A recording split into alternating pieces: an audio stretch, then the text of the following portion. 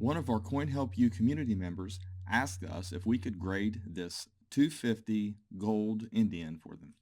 And obviously you can't really grade in using images. It does look like it's probably an AU coin. Now, over on our website, we do have a photo grade that you can use to help you grade your coins.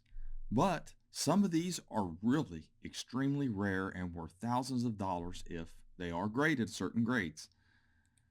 And they're very popular coins. So if you look over here at PCGS, you can see the dates and the mint marks that are worth the most money, and actually the grade as well from PCGS. 11D is the key date if it's a strong D. You can see that it's worth thousands of dollars if it's graded problem-free.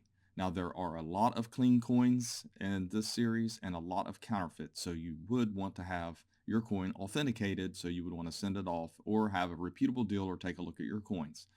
But as you can see, there are a lot of, even the common dates of 1928, if it graded really high, $1,100 in 64 or $20,000 in 66, that is a pie in the sky grade right there. Very difficult to get those. But anyways, you know that they're valuable. So thanks for watching my latest video. Please like, share, comment, and subscribe, and have a great day.